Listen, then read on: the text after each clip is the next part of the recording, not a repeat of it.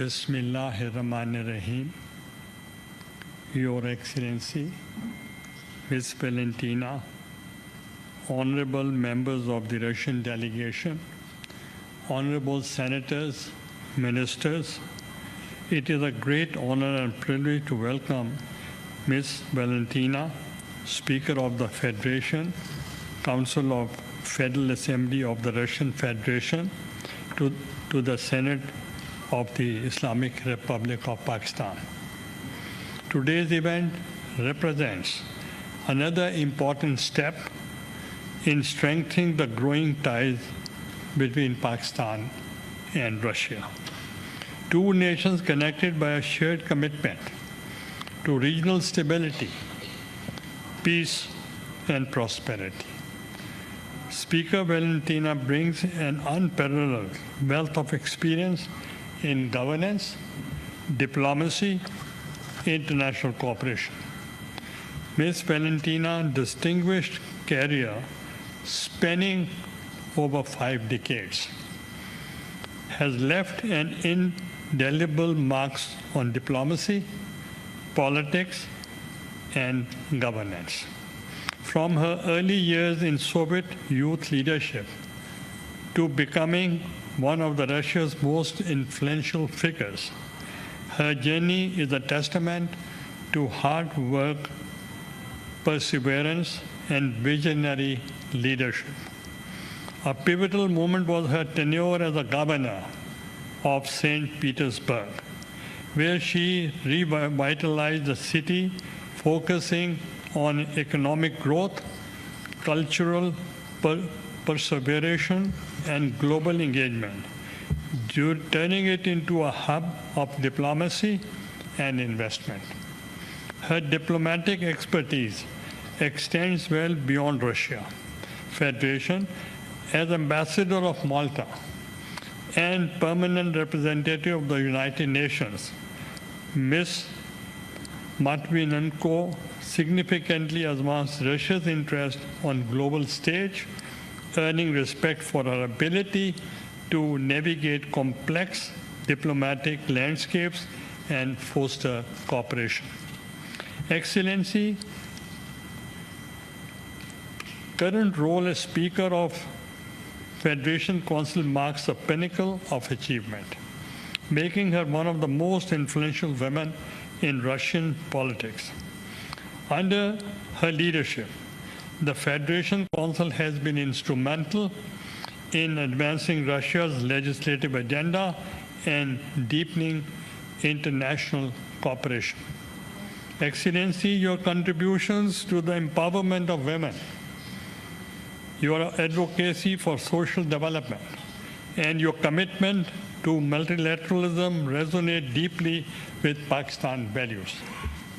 Your leadership continues to inspire women around the world to pursue leadership roles and contribute to societal progress. We are particularly proud to stand beside leaders who share Pakistan's vision of inclusive and sustainable development.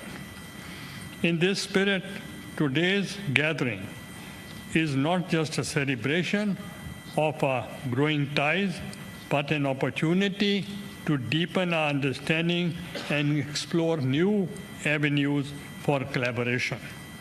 We have much learned from each other's experiences, and I'm confident that this visit will be a stepping stone towards a brighter future of cooperation between Pakistan and Russia.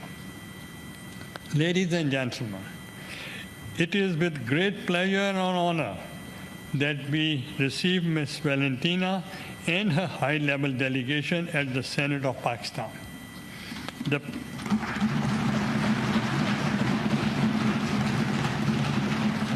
The presence of our esteemed guest from Russian Federation today is not only a testament to the strengthening friendship between our two nations, but also a reminder of our collective commitment to nurturing parliamentary ties. A rarity, the address of the Senate of Pakistan today by Her Excellency will mark a new chapter in the history of not only Senate but also Russia-Pakistan ties. Your Excellency, we are truly honored by your presence, and I now invite you to address the Senate of Islamic Republic of Pakistan. Ladies and gentlemen, Excellency Speaker Ms. Valentino.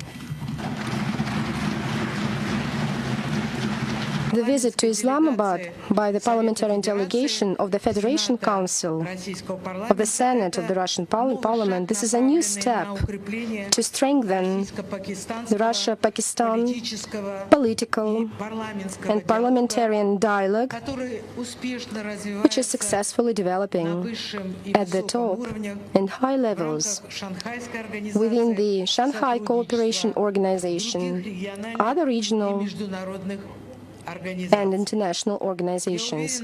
I'm persuaded that the recent visit by the Prime Minister of the Russian Federation, Mr. Mikhail Mishustin, and the current visit of our delegation will greatly contribute to the further progressive development of cooperation between Russia and Pakistan. The relations between our countries have a long history. Even in most difficult times, Moscow and Islamabad kept up a dialogue. And now we can note with satisfaction that the similarity of our approaches are very close on the majority of international issues. Our countries are interested the same in an Afghan settlement and ensuring Central Asian security. I am persuaded that we shall sustain our mutual understanding on global security and stability,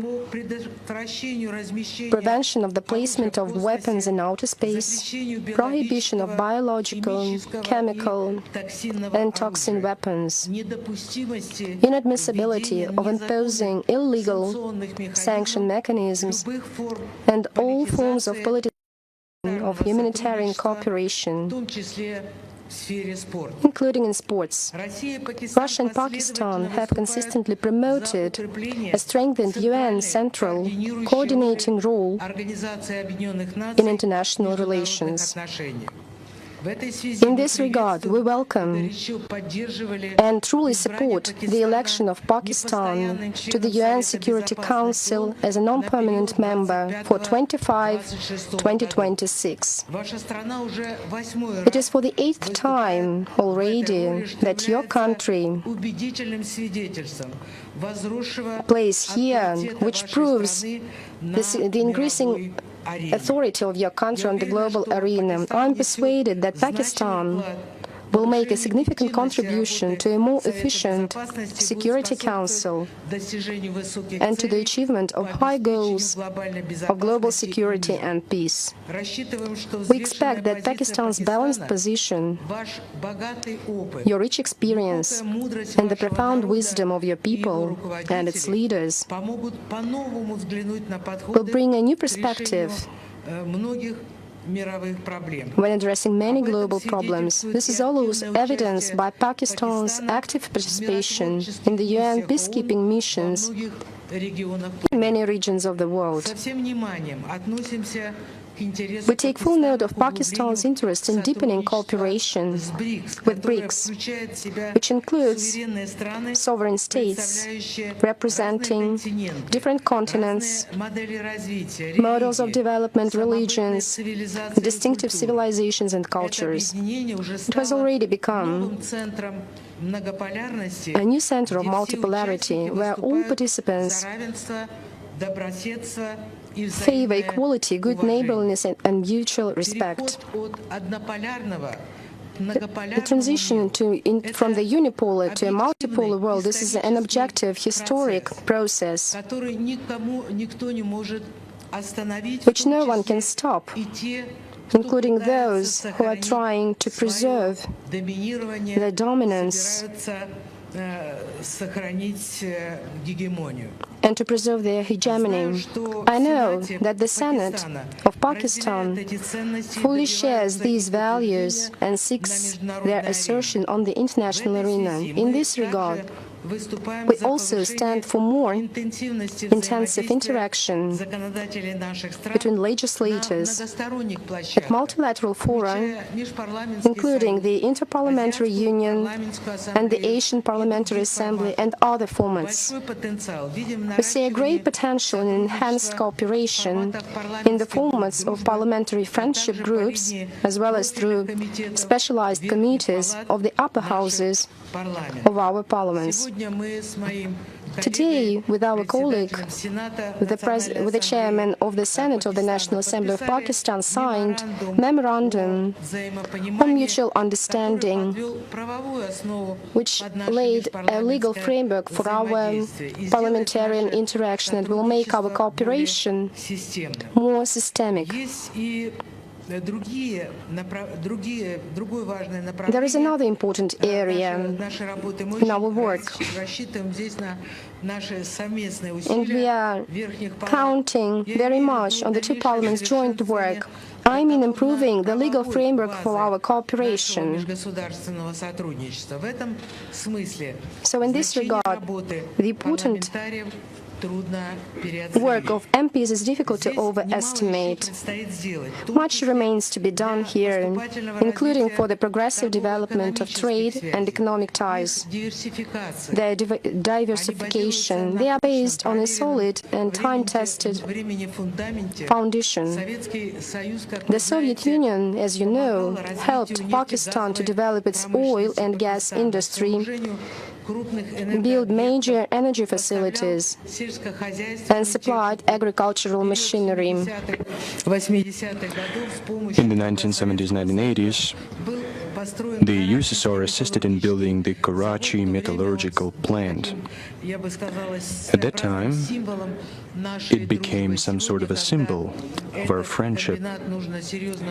Today, we have to modernize this factory, or a new factory plan has to be done. Our specialists are ready to cooperate and to interact with Pakistani authorities. We're waiting for proposals, of course, in case you are interested. These cooperation traditions are now being again relevant for us. In the last year, Russian-Pakistani turnover has grown by more than 50%. And for the first time, it exceeded $1 billion. In January-August, it grew by another 13%. This good dynamics should be supported in every possible way. And to do that, we have a great mutual yet unrealized potential. There are many promising areas for the development of our economic cooperation. I would like to highlight such areas as energy, the agro-industrial complex, among others. Those are areas which were discussed during the meeting of our presidents, our heads of states in Ashgabat. And now we should add some substance to these negotiations. Last year, the first shipment of Russian crude oil arrived at the port of Karachi. And already for the full year, its share in Russian exports to Pakistan exceeded 20%.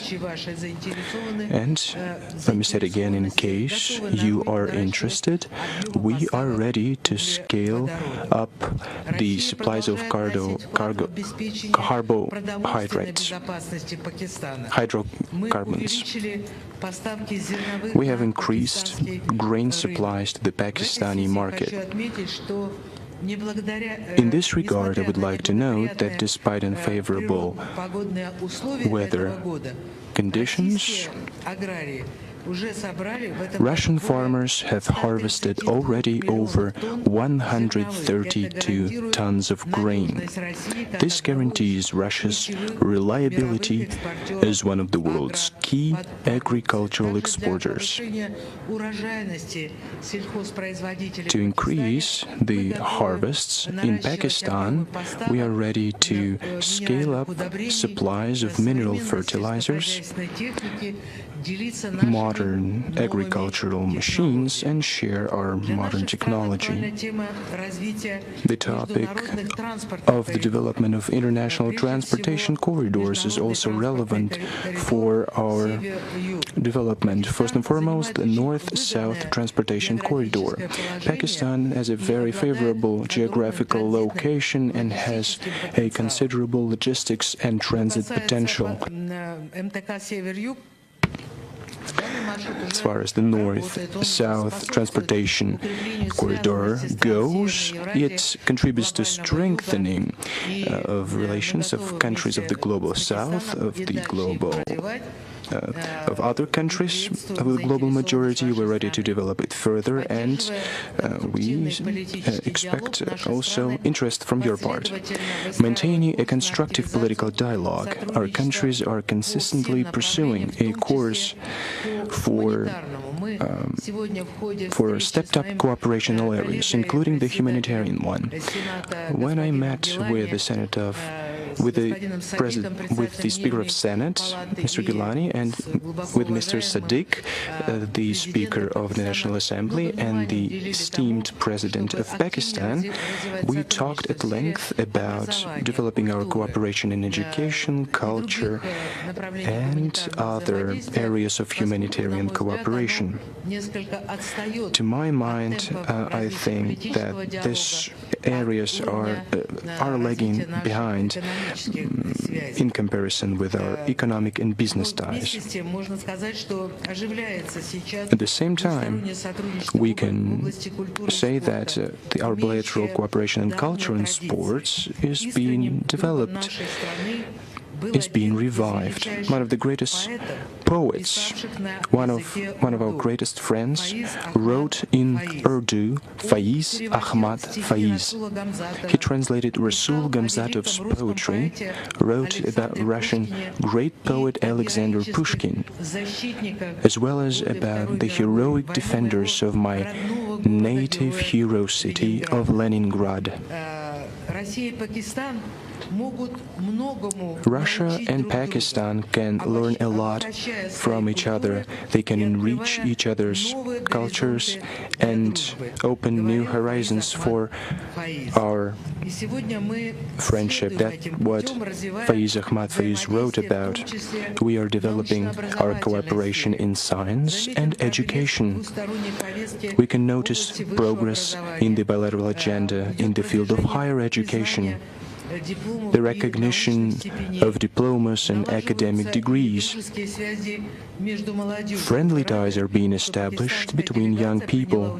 We're glad that the Pakistani delegation has taken part in the World Youth Festival in the city of Sochi. More and more Russians are showing interest in Pakistan. I would like to note that the recent abolition of the visa fee by your country should have a positive effect on the tourist flow, including from Russia. And of course, the agenda includes opening direct flights between our countries and between our cities, which will give even more impetus to our tourist exchange. It has a very considerable economic significance and a very important human dimension. It strengthens our friendship and helps our citizens to learn more about history and culture of each other. The Federation Council, our relevant committees, advisory and expert bodies, pay great attention to the topic of interfaith and interethnic relations. In our legislative work, We, Russian MPs, are guided by traditional spiritual values. I know that these important issues are also permanently in the focus of your attention. That's a good foundation for exchanging legislative experience among us. Parliaments play a responsible role in maintaining dialogue with faiths and religious leaders. Russian legislators, together with religious institutions, strive to preserve traditional spiritual and moral values, protect the family, motherhood, and childhood. Thus, in Russia, this year has been proclaimed the Year of the Family. Russia has historically emerged and developed as a state civilization with a multinational and multi-confessional people. In my country, there are more than 200 nations and ethnicities, and people of different faiths, different confessions, different ethnicities, speak in different languages, live in peace and agreement, and in harmony. The Islam is an integral part of our country. We have more than 20 million Muslims in our country. The Muslim Ummah is an integral part of our society. It's making a huge contribution to maintaining peace and harmony, defending the fatherland, preserving cultural diversity, and strengthening the institution of family and educating youth. Here in Pakistan, I am especially pleased to feel the respect shown to women. It is nice to see female senators in this room. I know that the Constitution of Pakistan, whose half-century anniversary was celebrated last year, guaranteed the representation of women in Parliament. And this is very important. This is great. The number of places for women is steadily growing. Today, they are significantly represented in both federal and provincial assemblies. It is important that a huge number of Pakistani women have broad access to education, politics, and social activities. Historically, as elsewhere, it was not easy. A striking example is the fate of the first female Prime Minister of Pakistan and the Muslim world, Benazir Bhutto.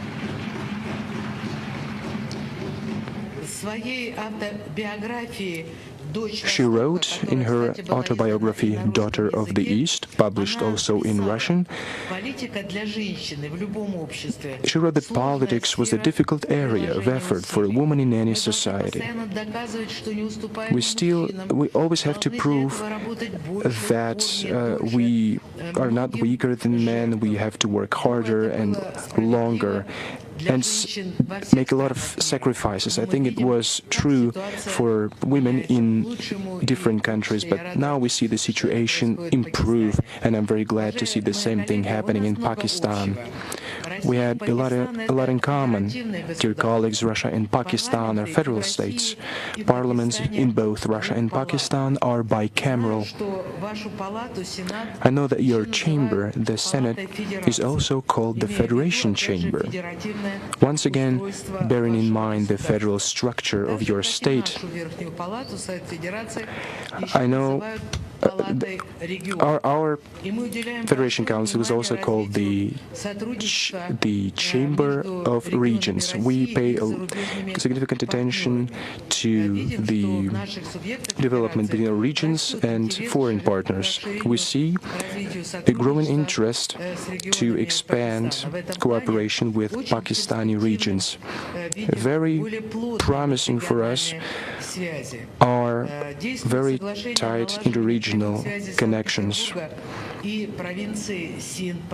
St. Petersburg and Sind province. In 2017, there was an agreement signed for closer cooperation. I think that we parliamentarians should support this line and to continue developing ties between other regions. We will give any support that is needed, and I would like also to ask you for support in this regard. We have similar goals, joint tasks and plans in many ways, so there will be joint actions. I would like to thank the Senate, the National Assembly of Pakistan, all the senators. And I would like to address Mr. Gilani, His Excellency, the Speaker of the Senate. I'd like to thank you for contributing greatly in strengthening and developing of bilateral ties between our countries. These relations work on a mutually beneficial and mutually respectful footing. There is no minor or major partner. We respect sovereignty, traditions and culture of Pakistan and history, and we feel the same coming from the Pakistani side. We fully count on further work to develop cooperation between Russia and Pakistan for the benefit of our countries and peoples. Our meeting started with the national anthem of Pakistan. The national anthem starts with words. Starts with the following words: "Be blessed, sacred land of Pakistan." I would wish every family and every person wealth, happiness, and health.